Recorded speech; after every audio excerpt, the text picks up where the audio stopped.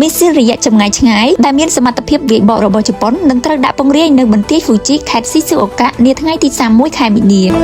យោងតាមការចុះផ្សាយកាសែតក្នុងស្រុករបស់ជប៉ុននៅថ្ងៃទី10 ខែមីនាឆ្នាំ2026នេះបានឲ្យដឹងថាក្រសួងការពារជាតិជប៉ុននឹងដាក់ពង្រាយមីស៊ីលរយៈចម្ងាយឆ្ងាយប្រភេទថ្មីដែលអាចប្រើប្រាស់ជាសមត្ថភាពវាយបកឬសមត្ថភាពវាយប្រហារមូលដ្ឋានសត្រូវក្នុងករណីដែលមានអាសន្នទៅកាន់អង្គភាពហ្វឹកហ្វឺនកាំភ្លើងធំនៃបន្ទាយ Fuji ខេត្តស៊ីស៊ូអូការបស់កងកម្លាំងស្វ័យការពារជើងគោកជប៉ុននៅថ្ងៃទី31 ខែមីនាខាងមុខនេះបើយោងតាមការស្រាវជ្រាវព័ត៌មានពីមន្ត្រីពាក់ព័ន្ធនៅពេលនេះមិនទាន់មានគម្រោងការរៀបចំពន្យល់ណាមួយដល់ប្រជាពលរដ្ឋក្នុងតំបន់ឡើយចំណុចសំខាន់នៃគ្រឿងយុទ្ធោបករណ៍ទាំងនេះជាប្រភេទអាវុធដែលមានគ្រាប់រំសេវរបឿនលឿនបាញ់ចេញពីដីនិងមានលក្ខណៈពិសេសវាអាចហោះហើរក្នុងគន្លងមិនទៀងទាត់ដែលធ្វើឲ្យប្រព័ន្ធការពារសត្រូវពិបាកស្ទាក់ចាប់និងមានរយៈចម្ងាយបាញ់អាចបាញ់រហូតដល់រាប់រយគីឡូម៉ែត្រដោយសារនេះគឺជាយុទ្ធោបករណ៍ថ្មីស្រឡាងសម្រាប់កងកម្លាំងជើងគោកជប៉ុននឹងប្រើប្រាស់អង្គភាពហ្វឹកហ្វឺនដើម្បីសាកល្បងប្រតិបត្តិការជាក់ស្ដែងនិងសិក្សាពីវិធីសាស្ត្របណ្ដុះបណ្ដាលដែលមានប្រសិទ្ធភាពក្រសួងការពារជាតិជប៉ុនក៏មានគម្រោងដាក់ពង្រាយអាវុធនេះទៅកាន់បន្ទាយ Kamifurano នៅកោះ Hokkaido និងបន្ទាយ Ibino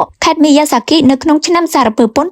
2026ផងដែរតាមប្រភពដដែលបានឲ្យដឹងថាក្រសួងការពារជាតិជប៉ុនមានផែនការទិញមីស៊ីលរយៈចម្ងាយឆ្ងាយសរុប8ប្រភេទទាំងផលិតផលក្នុងស្រុកនិងនាំចូលពីក្រៅប្រទេសដើម្បីអាចវាយប្រហារមូលដ្ឋានសត្រូវពីក្រៅដោយរយៈចម្ងាយបាញ់របស់គូសត្រូវក្នុងនោះមីស៊ីលប្រភេទ12ដែលជាផលិតផលក្នុងស្រុកដែលមានសមត្ថភាពអាចបាញ់ដល់ 1000 គីឡូម៉ែត្រក៏នឹងត្រូវដាក់ពង្រាយជាលើកដំបូងនៅបន្ទាយ Kengun ក្នុងខេត្ត Kumamoto នៅថ្ងៃទី31 ខែមីនាដូចគ្នាផងដែរ